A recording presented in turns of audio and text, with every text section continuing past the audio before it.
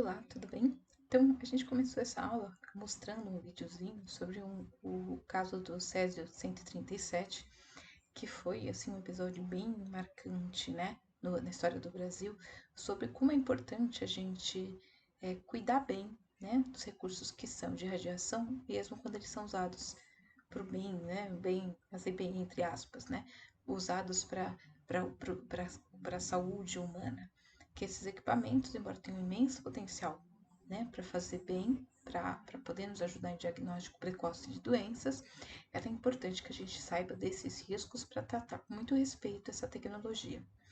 E agora a gente vai entrar, né, depois de discutir isso, de pensar um pouco sobre isso, com o histórico e a animação que a gente viu no vídeo, a gente vai parar e vai pensar um pouquinho sobre essas potencialidades e riscos a partir do material da Secretaria de Educação, né, do Estado de São Paulo. Então, o tema da aula é radiação, potencialidades e riscos. E aí o conteúdo, a gente vai ver a aplicação da radiação para o diagnóstico e tratamento de enfermidades e os cuidados que a gente precisa ter ao se expor essa radiação durante exames, tá bom? Todo mundo aqui já fez algum raio-x, talvez vocês tenham feito alguma tomografia durante a vida, algum tipo de ultrassom, né? Esses exames que vão utilizar ondas de energia de diferentes frequências e a gente vai aprender um pouquinho mais sobre esse tipo de diagnóstico, esse tipo de exame, tá? Que usa uma importante área de conhecimento, a física, para desenvolvimento de técnicas ligadas à saúde pública, né? Saúde humana e animal também, né? Vamos lembrar dos bichinhos lá nos exames de veterinária. Então, o objetivo é avaliar as potencialidades dos riscos da aplicação da radiação em equipamentos da área de saúde. Aí a gente tem aqui uma figurinha, né, clássica do Homer ali manuseando com muita falta de cuidado um recurso radioativo que poderia gerar um grande problema até para a saúde dele e para todo mundo que está no entorno, né? Mas que mostra bem o jeitão Homer de ser. Então, assim, a radioatividade pode salvar vidas? O que vocês acham? Tá bom? Eu não vou estar vendo vocês estão falando que sim ou que não, mas pensa aí, né? Você acha que a radiação pode salvar vidas? Pensou? Vamos dar uma sequência, vamos pensar um pouquinho juntos sobre esse assunto. Ondas eletromagnéticas na medicina. Esse material foi gerado a partir do material Ondas eletromagnéticas na medicina, da Khan Academy, tá? E a gente tem aqui um exemplo infravermelho, o comprimento de onda dele, a gente utiliza essa energia infravermelha em lâmpadas vermelhas que produzem calor, que é usado no tratamento em fisioterapia para dores musculares. Você já viram aqueles massageadores, tem uma luz avermelhada, né? Às vezes o pessoal tem visto muito na Shopping, nesses mercados online, aquelas almofadinhas que massageiam o pescoço ou para massagem pós-treino, né? Aquela luzinha tem um comprimento do infravermelho e ela ajuda a combater processos inflamatórios musculares. Aqui, quando a gente fala do raio-x, a gente tem ondas de muita energia que penetram no corpo e conseguem ali mostrar, né, tecidos de maior densidade, no caso, os ossos. A tomografia computadorizada, né, que forma imagens rápidas de alta resolução. E outra aplicação, a radioterapia, né, que é a radiação ionizante de alta energia, alto potencial energético, para o tratamento de tumores, que normalmente vai tratar aí tumores naquela região, né, do pós-cirúrgico, aconteceu ali, eu quero que reduzir o tamanho de um tumor, na região do tumor é aplicada essa radiação, tá? Existe a radioterapia externa e a teleterapia, radiação longe do paciente. A braquiterapia, radiação em contato com o paciente. Então, a gente tem classificações diferentes dessa radioterapia. Teleterapia, longe, e braquiterapia, que está em contato com o paciente.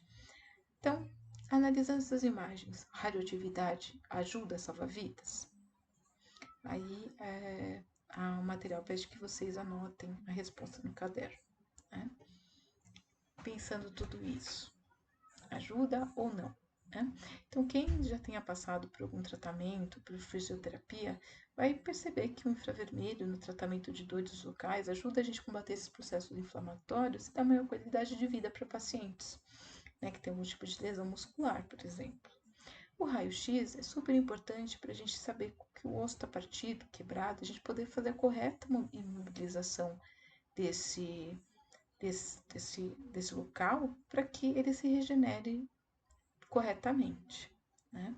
Imagina que antigamente a gente não conseguia ver esse tecido ósseo, então tudo tinha que ser pelo conhecimento do médico e pelo tato, né? Sentir onde estava a posição aquele osso quebrado e tentar ver se estava certo. Imagina quantas vezes, né, esses ossos partidos não cicatrizaram de maneira incorreta.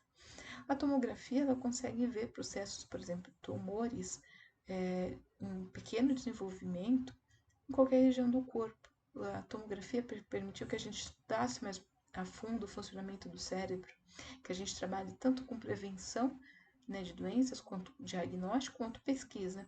E a radioterapia para o tratamento de tumores é super importante, né? A gente sabe que hoje muitos tumores que antigamente eram sentenças de morte, né, para os pacientes, a pessoa já recebia notícia com muita tristeza, hoje, com o correto tratamento, o paciente vai conseguir se recuperar e ter uma qualidade de vida uma grande qualidade de vida. Então, vocês já estudaram a aplicação de radiação nos anos finais do ensino fundamental, provavelmente ali por volta do seu nono ano. Pensando nas imagens do slide anterior, faz uma listinha no seu caderno, né? Que tipo de formas de tratamento e diagnóstico de enfermidade utilizam radioatividade que você conhece? Se você não conhecer, aproveita que essa aula é gravada, né? Vou marcar aqui alguns minutinhos.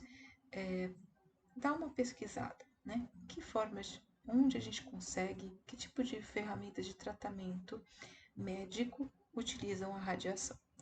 Vou marcar aí uns 2 minutinhos para vocês irem escrevendo no caderno.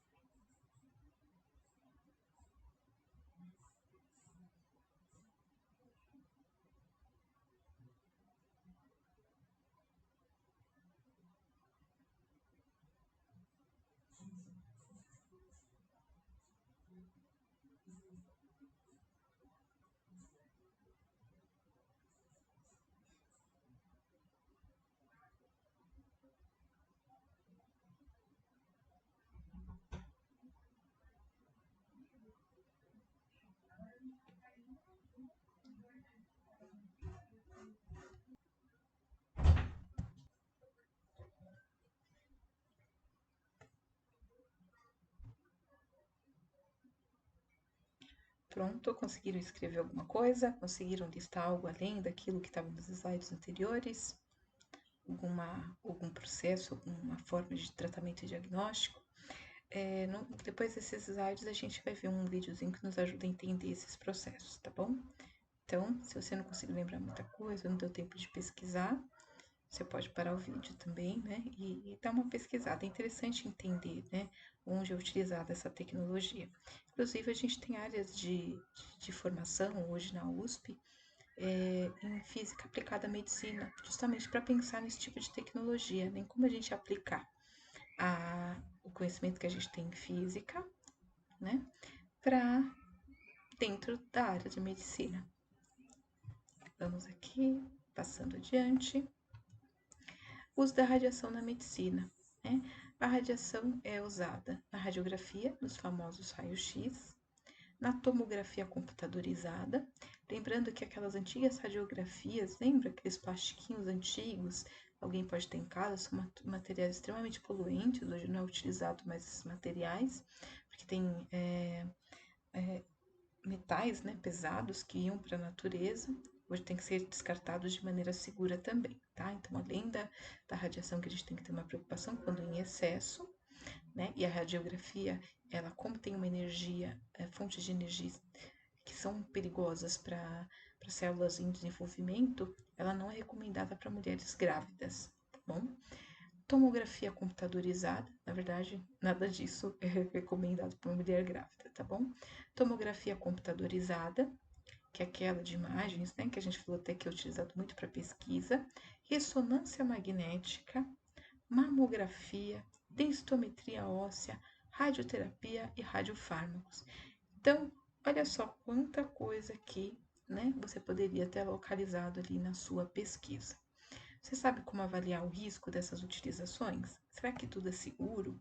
Será que é seguro desde que o uso esteja dentro do recomendado, né, por um médico, por um profissional da saúde? Ou será que a gente pode utilizar indiscriminadamente? Então, tudo vai depender da quantidade de exposição. Tá? Para dosar a quantidade de exposição aos tecidos vivos, a gente usa um equipamento chamado radiômetro. E ele vai ter essa capacidade de medir esse fluxo de radiação eletromagnética de cada aparelho, o exame a ser realizado. Tá? E a medida para isso é o Sievert, o MSV, tá? Que é a medida internacional utilizada para medir a quantidade de radiação ionizante, que é essa que tem alta capacidade de causar mutações no DNA dos seres vivos, quantos nós podemos receber dentro de uma taxa de segurança. Bom, o que determina essas quantidades são as diretrizes básicas de proteção de radiologia. Então, existem normas, né, que regem aí cada um desses exames, que pensam tanto na saúde e qualidade e bem-estar dos pacientes, quanto dos funcionários que trabalham nas áreas de análise de imagem, análises clínicas. O que a gente tem que tomar cuidado ali, né, com a exposição em exames? Essa radiação emitida pelos aparelhos modernos, ela é segura, tá? Mas a gente não pode ficar fazendo exames a todo momento. Então, exame de raio-x, tomografia ou qualquer tipo desses exames que usem radiação, elas têm que ser utilizados dentro de uma lógica do que pense, né, na quantidade que é segura de ser exposto o paciente, tá? E, claro, quem trabalha com esses equipamentos cotidianamente tem que usar equipamentos de proteção. Então, quando você vai fazer um raio-x, você já viu, né, que os profissionais vão para uma salinha à parte, protegida por chumbo, para justamente você estar fazendo um único exame, né? Os profissionais fazem vários exames ao longo do dia e eles estariam se expondo a uma quantidade muito grande de radiação. Então, esses equipamentos utilizados têm que ter uma manutenção, são acompanhados para ver se estão produzindo não estão tendo escape de energia desnecessário, e ainda existem esses equipamentos e EPIs de segurança para poder proteger esses funcionários que trabalham na área de técnicos de radiologia, por exemplo, né, que trabalham com esses exames, fazendo exames de raio-x, é um dos exemplos do que a gente viu, tá? Uso raio-x porque é mais provável que algum de vocês já tenha feito esse tipo de exame. Então, o excesso de radiação pode causar danos às nossas células, causando mutações. O que são mutações? São mudanças nas sequências de letras ATCG do nosso DNA. Mutações, elas podem ser neutras, podem ser positivas ou podem ser deletérias. Tipos de mutações geralmente causadas por radiações são deletérias, são negativas e podem gerar até a casos de câncer, né? O exemplo que a gente viu do vídeo do Césio 137. Um bom exemplo disso, né? Que gerou ali o falecimento de várias pessoas que infelizmente entraram em contato com um material, né, que tinha uso para a saúde, mas que foi tratado de maneira irresponsável pelos responsáveis por aquele centro, né, que devia ter sido desativado esse material recolhido, né? No caso de Goiânia.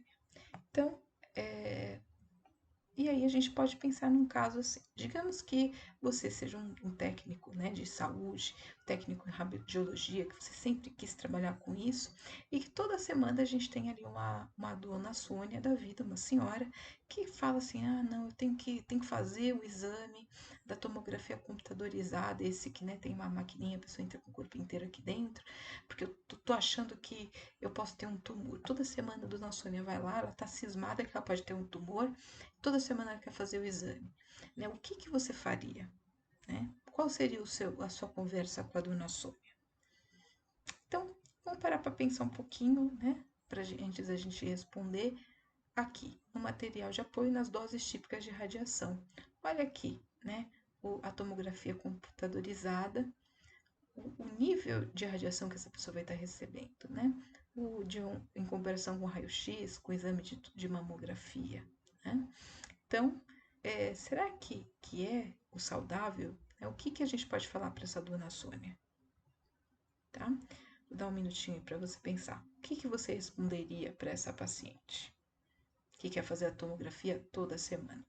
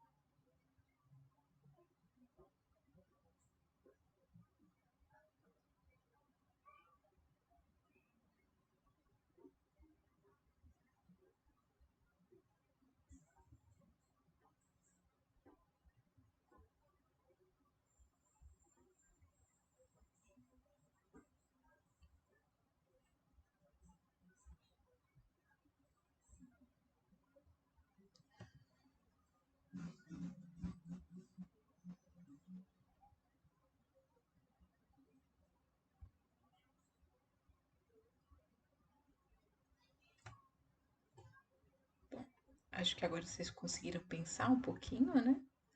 Se não conseguiu, para esse vídeo e aí pensa um pouquinho mais. Mas vamos escrever um pouquinho o que vocês pensaram, tá? Então, primeiro, responda aí. Qual deve ser a postura do radiologista e da médica em relação aos constantes pedidos da dona Sônia? O que você deve orientar para essa moça, né? Essa senhora que toda semana está querendo lá fazer a tomografia. O que a médica deve orientar, tá? E a segunda pergunta que você deve escrever no seu caderno é: há riscos ao realizar exames de mamografia, raio-x, tomografia e ressonância magnética? Em relação à exposição de radiação, de acordo com a tabela e analisando os papéis dos profissionais da saúde, qual deve ser a conduta do paciente, do médico e do técnico de radiologia, respectivamente? Então, pensa na tabela, pensa na quantidade de exposição e pensa aí na conduta de cada um desses seres ali, né? De cada uma dessas pessoas, do médico, da paciente e do técnico de radiologia, tá bom? E anota aí no seu caderno. Vou marcar aqui uns 5 minutinhos para vocês responderem.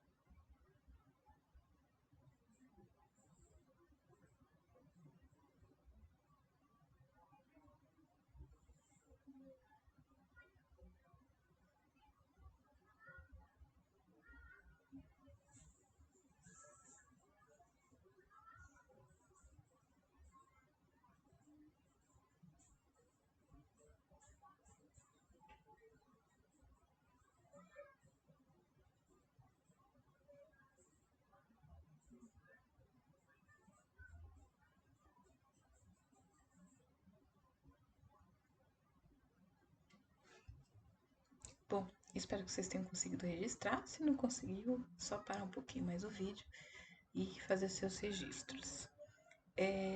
A correção, só para a gente pensar um pouquinho, né, na questão colocada. Então, se você não conseguiu, para o vídeo, só depois dá uma olhadinha aqui na correção. Mais umas coisas que a gente pode pensar.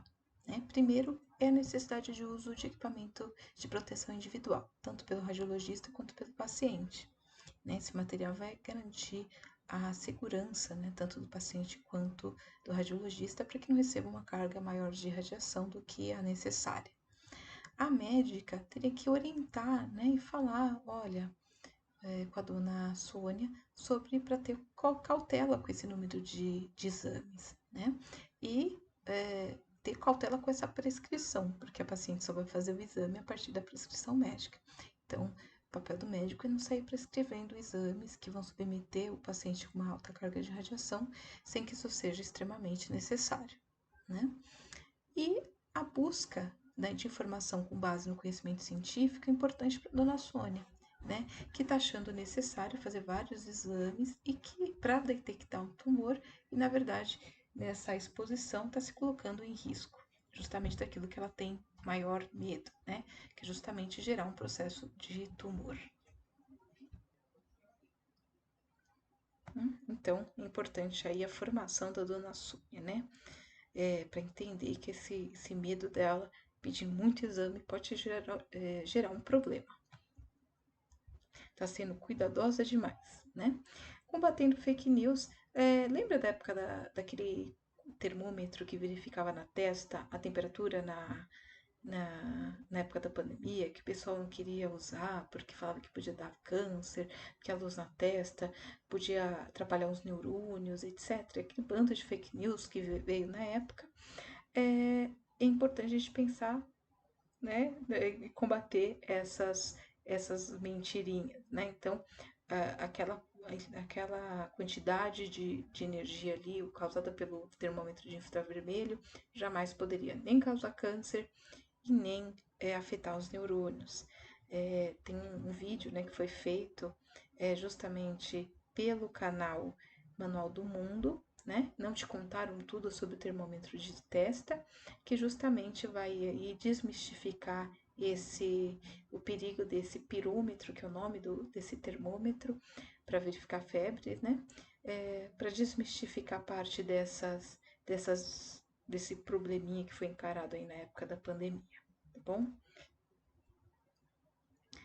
O que a gente aprendeu hoje? Né? Pensar sobre as potencialidades e riscos de equipamentos de radiação na área da saúde e também pensamos aí nesse uso positivo, né? Principalmente da radiação, que muitas vezes é muito mistificada para tratamentos de saúde.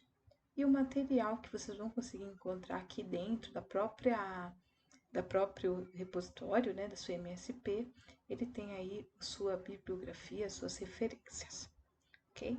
Então, espero que tenha ajudado.